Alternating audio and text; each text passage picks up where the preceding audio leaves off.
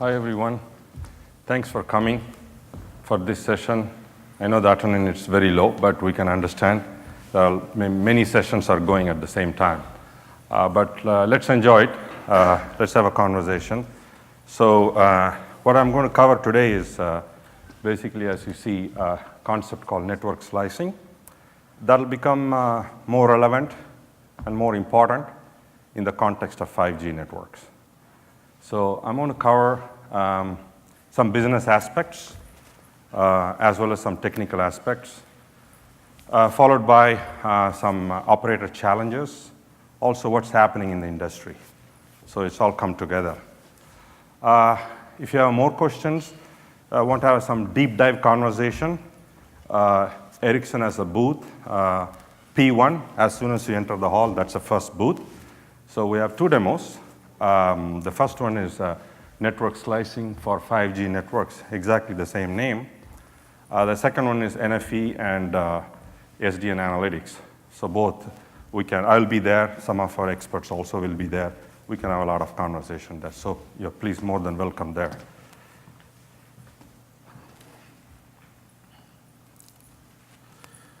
I want to start with what's happening in the industry.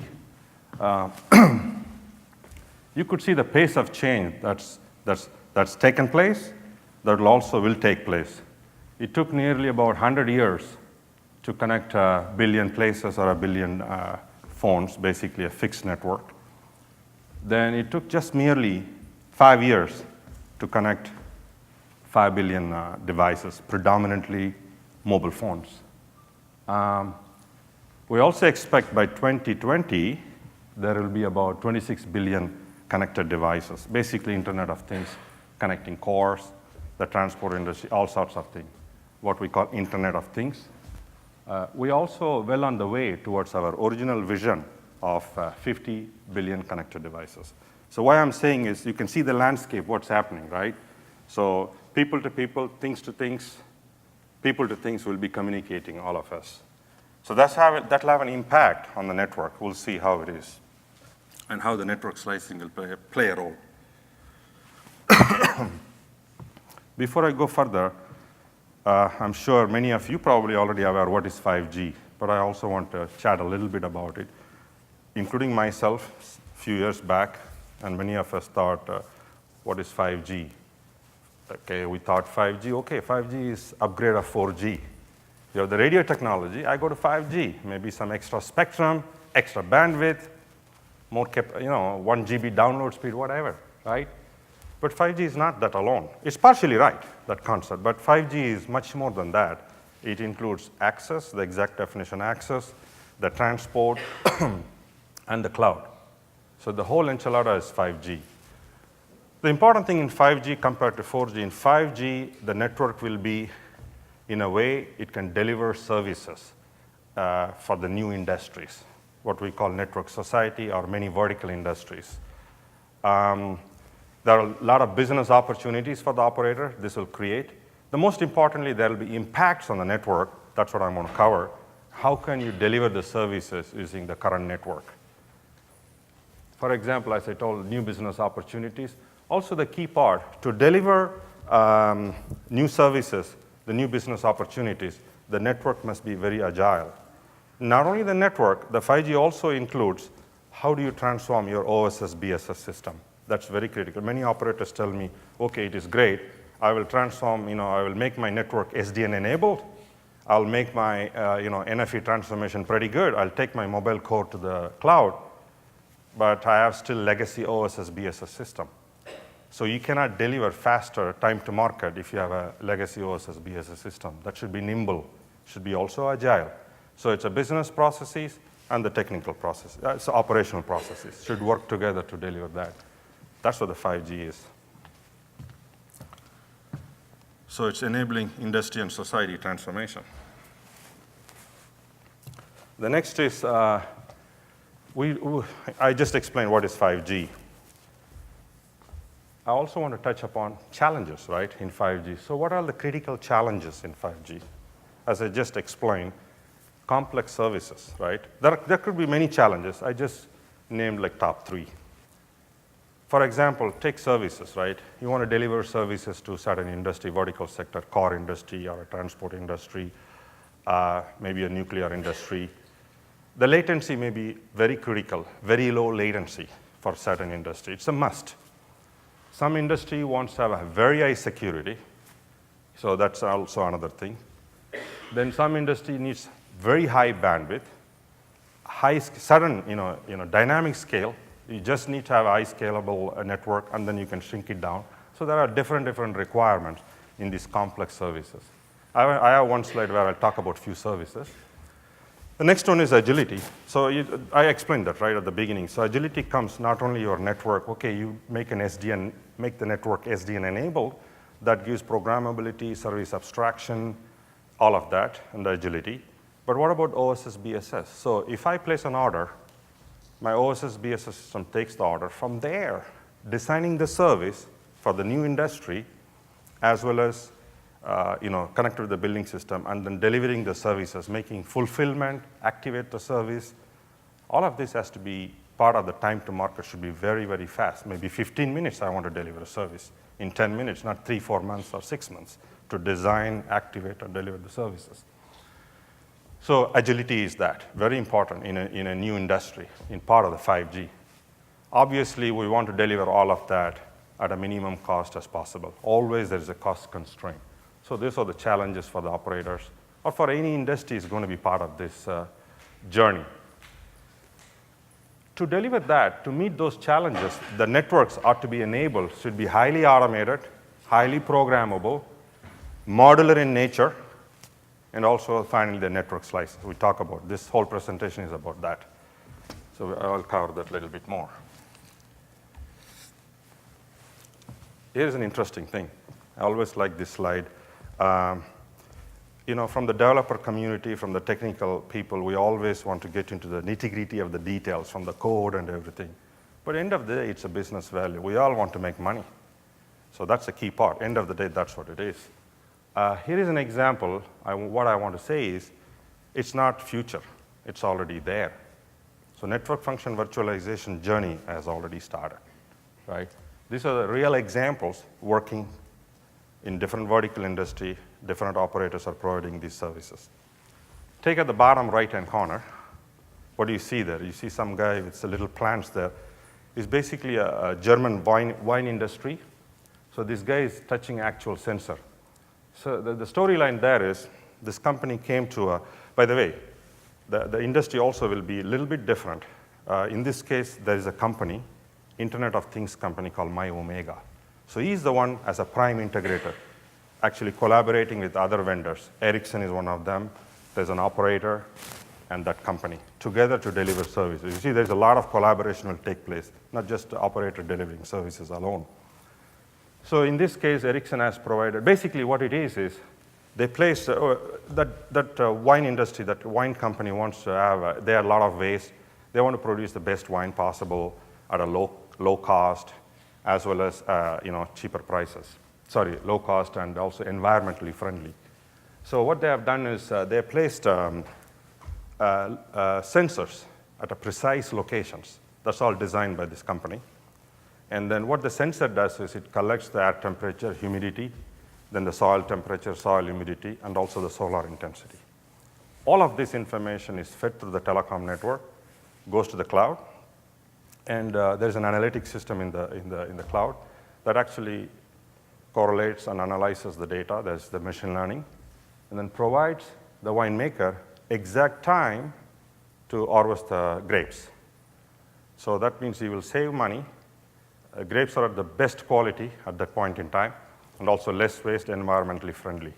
So you could see how this 5G in this industrial society, how the telecommunication network is helping that industry. It was never possible. We are not even near the picture, right? So in this case, Ericsson provides what we call a device connectivity management and also security. We provide that. And then Telenor company provides the connectivity. And then myOmega is the one, they provide the IoT gateway, the analytics, all of that. That's a typical example. So you could see how the industry will revolve around, different industry will come together. Actually, they innovate new services. The whole supply chain will change now because of these things. And obviously, we want to be together and make money. There's another example that the mining industry also solved the problem as well, right? At the same time, it improves our way of life. So mining industry, usually they move around the mines all the time. So I cannot, once the order comes, I cannot be waiting, create a beautiful network, wait for 3 months. It doesn't work it out, cut it out for them. So in that case, the company there for that provided the service. Ericsson was part of that. And what they do is temporarily create a mobile network and then decommission it. And the mine moves to a different location. This is for the communication between the machines, communication between the mine, very important communication, very safe communication need to take place. There's another case. I won't cover all of it because of the time. In the middle and the top, you see the beach. That's Caribbean. But that company operator has to provide services to different islands, very sparsely populated.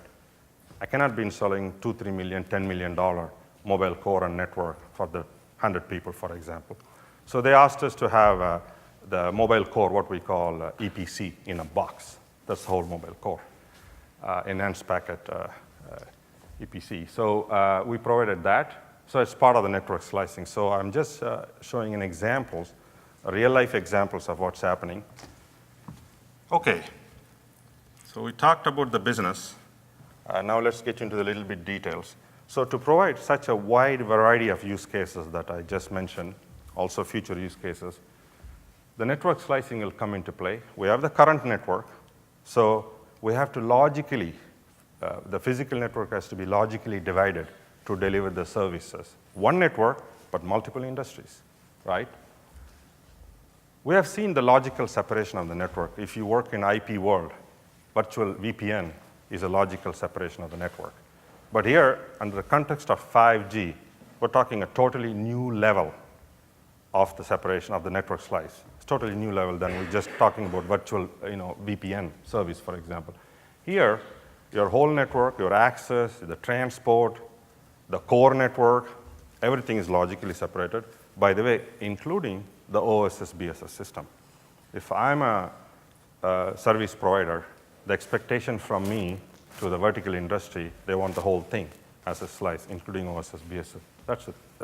So the separation is totally a new level as part of the network slicing. This is Open Daylight Conference. We have to talk about SDN a lot. So the SDN plays a key role. SDN is not just alone you can sell like that, okay, it's SDN. It's an enabler of many things. In this case, it's an enabler of, for example, you want to connect in the mobile core VNF. So it actually dynamically helps to connect the VNFs, different VNFs. So VNFs could be in virtual machines, or it could be in a containerized form, doesn't matter. It's basically intra-DC data center connectivity. The controller helps to set up those connections. And also the WAN, the wide area network between the data centers. So transport connectivity, also important, so SDN helps. Then we go to the service chain. Okay, you set up the basic connectivity, but within the network slice, I may have a different, remember we talked about different use cases. They have a different service requirements, latency, low latency, maybe security. So you have to service chain, you have to steer the traffic to certain areas of the network, right, for certain functions. The service chaining helps. These are the modules you probably know, many of you SFC, all of that, but I just want to show you where it is used. Then the scalability is very critical because there are certain requirements. We need suddenly scale up and suddenly scale down. Scalability is not just for the VNFs, through a bunch of VMs. Scalability is also for networking, both the wide area networking and the intra-data center networking. So that's key. Okay. Now we're talking about, this one is 5G ready core.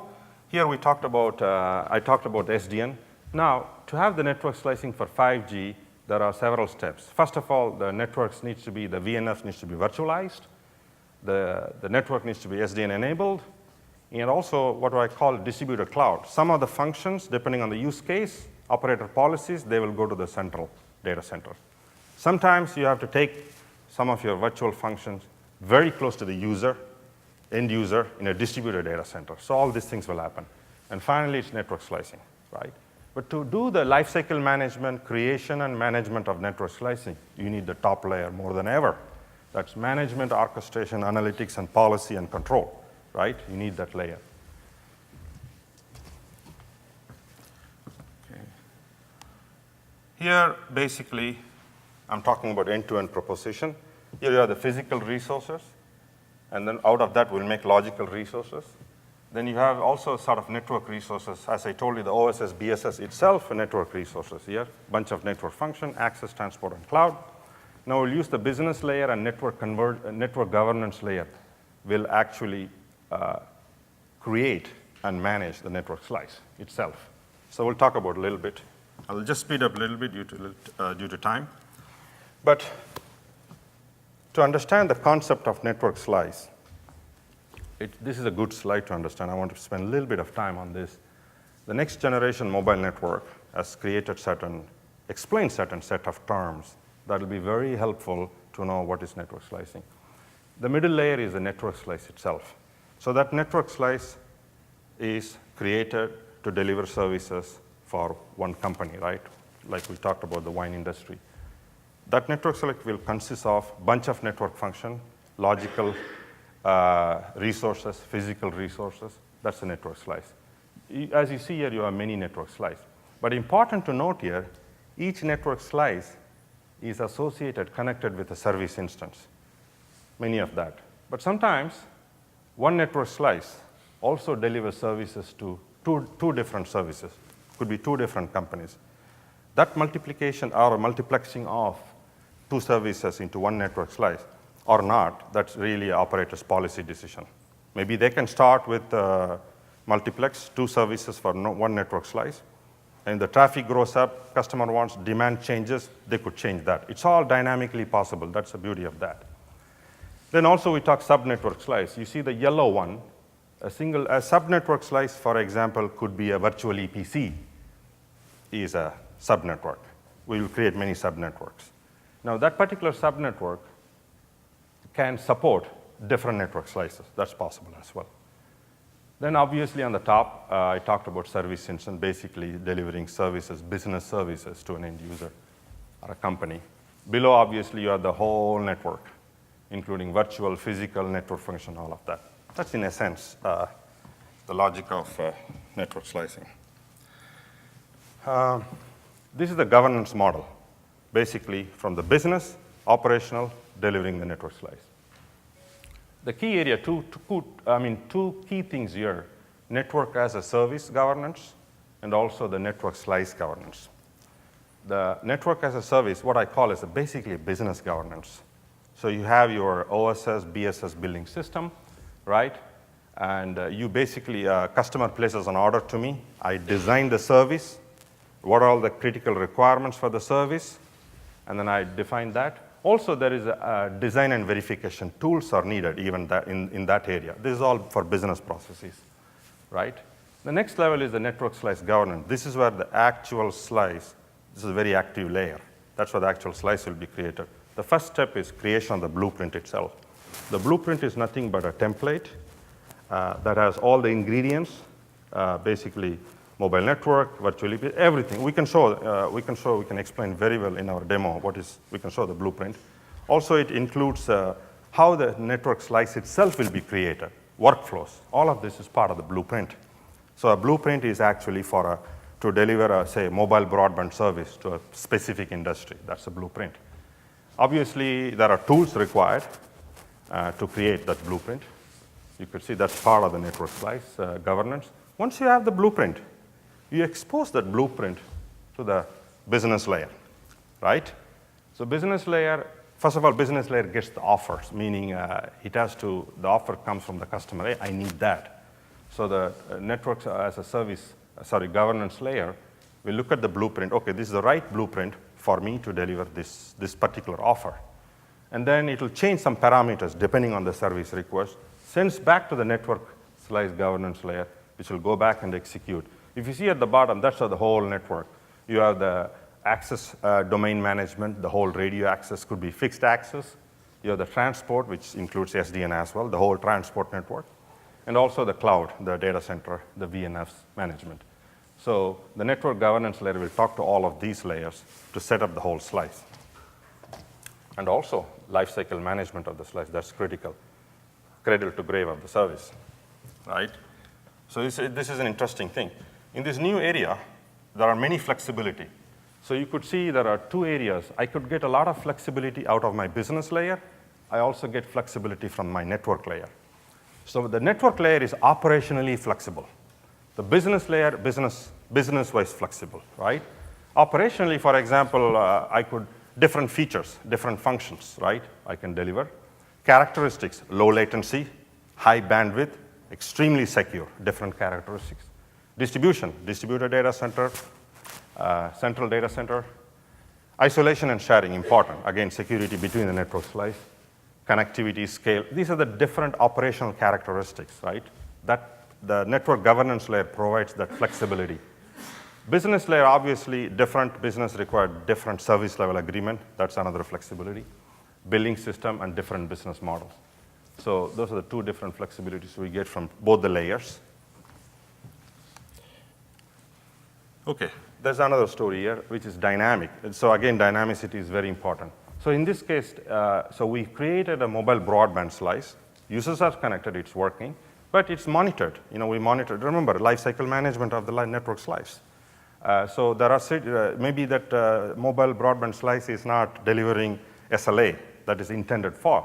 So what we do is we get information from the network, apply the analytics tool. Based on that, we could take action. Okay, there is SLA deviation. So what we can do is, this all dynamically can be done based on operator policies. So you can create a dedicated network slice, move all the users here and the traffic to the new slice. It's almost impossible to do such a thing today. So that's what allows to do those things. So you can create a dynamic network slice in maybe 15 minutes or half an hour, something like that, depending on the size of the network. Well, I won't cover a lot about this slide. This is the products that we deliver. You can see all of that I explained now, it's there. We'll explain a lot at the demo center. At our Ericsson booth P1. It's the first demo called network slicing. Well, 2 more slides to go. So basically, I want to conclude saying this. There are a lot of numbers out there. Many analysts have different numbers. I mean, I cannot predict, neither you guys. It's hard to predict how the industry will evolve, where we go from here. One of the analysts, there is one number they predicted, $1.9 trillion. This is basically a perceived or a predicted value that ICT industry will bring across this various sector. It's a big ecosystem. It's a large number. I think we need to get some chunk of that numbers for telecom industry for us. So connectivity is the main enabler. So for example, connecting, the mobile network slice is also, making connectivity for different, services and different companies. Not only connectivity. If I'm an operator, I can just be a connectivity provider. Well, I may make some money out of that. But, I just also want to grow. I want to grow my top line growth. This is an opportunity, 5G, that's going to give me that ability to go further. So just being a connectivity provider, I can be the one. We saw an example like my Omega, collaborating with 3-4 companies, 3-4 industries, delivering a single service to the end user. It's a whole new supply chain of delivery where we can make some money. So it's beyond, you can be connectivity provider or you could be the whole solution provider. It's a great opportunity. In summary, so network slicing is a catalyst for the ICT transformation, one of the major catalysts. Obviously, that is enabled by SDN, NFE, all of that. The service agility, network agility are very critical. The most important here is for the service provider. They can be in a connectivity business or they could actually get into a solution business where you can deliver end-to-end services for a different industry. I think that is the biggest point in this. So we see a tremendous possibility for the telecom sector because of this, the 5G. So hopefully we'll see next few years how this will transform. So there's a great potential. So we're just learning as we progress on this. Thank you, guys.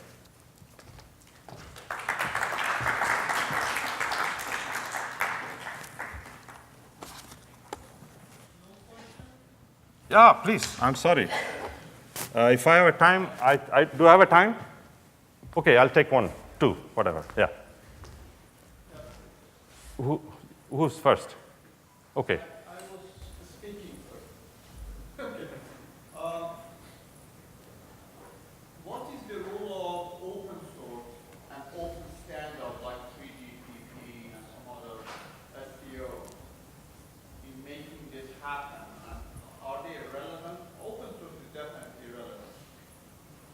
The question is the timeline or time frame for open standard like 3GPP evolve the 4G architecture to make it 5G ready. Could you elaborate on that? Yeah, I mean, it's a very complex question, of course, because we're now connecting the things which very, very deep under the hoods to the dashboard. Exactly.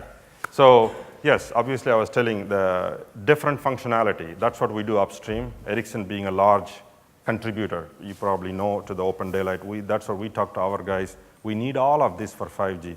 You're making something that's part of the agility and what you call DevOps, right? We have a business model. For that business model, I want to deliver. The coding people should know what is important, and new features have to be developed, whether you say whether NetConf or OpenFlow, whatever they are in OpenStack, to deliver, end of the day, to deliver this growing industry, new industry. That is the whole thing. And also SDN, for example, not only for the connectivity area or the intra-data center connectivity. SDN will have a major use as well. We never touched a lot. Enterprise. Enterprises will start using it. It's a big money-making place where we can actually meet their needs, the enterprise needs actually, not just the operator needs, the final enterprise needs. How many controllers do you have? Because you have Say again? many networks. Sorry, say again? How many controllers do you have? Oh. Because you have access network, Yes. metro, you have like a TSDN, transport network. Sure.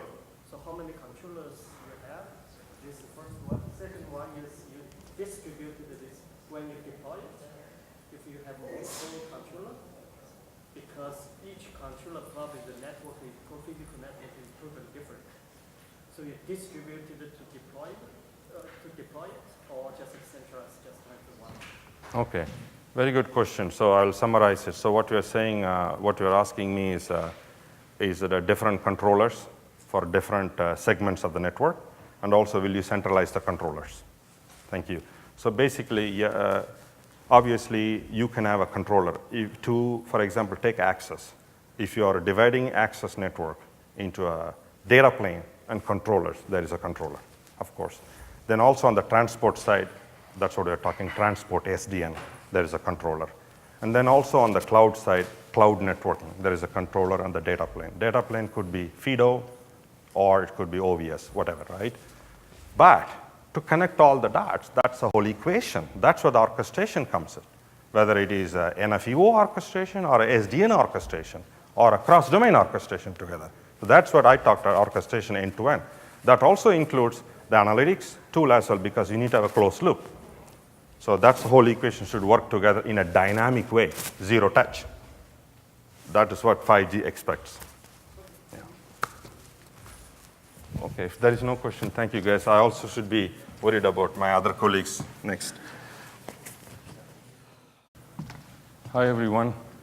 Thanks for coming for this session. I know the attendance is very low, but we can understand. Many sessions are going at the same time. But let's enjoy it. Let's have a conversation. So what I'm going to cover today is basically, as you see, a concept called network slicing. That'll become more relevant and more important in the context of 5G networks. So I'm going to cover some business aspects as well as some technical aspects, followed by some operator challenges, also what's happening in the industry. So it's all come together. If you have more questions, want to have some deep dive conversation, Ericsson has a booth, P1, as soon as you enter the hall, that's the first booth. So we have two demos. The first one is network slicing for 5G networks, exactly the same name. The second one is NFE and SDN analytics. So both I'll be there, some of our experts also will be there. We can have a lot of conversation there. So you're please more than welcome there.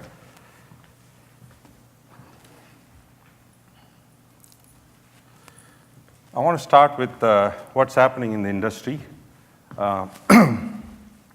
You could see the pace of change that's taken place, that will take place. It took nearly about 100 years to connect a billion places or a billion phones, basically a fixed network. Then it took just merely 5 years to connect 5 billion devices, predominantly mobile phones. 5G is upgrade of 4G. You have the radio technology, I go to 5G, maybe some extra spectrum, extra bandwidth, more 1 GB download speed, whatever, right? But 5G is not that alone. It's partially right, that concept, but 5G is much more than that. It includes access, the exact definition access, the transport, and the cloud. So the whole enchilada is 5G.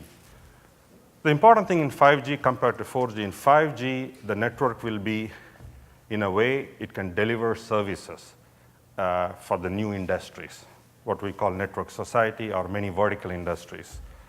There are a lot of business opportunities for the operator this will create. The most importantly, there will be impacts on the network. That's what I'm going to cover. How can you deliver the services using the current network? For example, as I told, new business opportunity. We also expect by 2020, there will be about 26 billion connected devices, basically Internet of Things, connecting cars, the transport industry, all sorts of things, what we call Internet of Things. We also well on the way towards our original vision of 50 billion connected devices. So what I'm saying is you can see the landscape, what's happening, right? So people to people, things to things, people to things will be communicating, all of us. So that'll have an impact on the network. We'll see how it is and how the network slicing will play a role.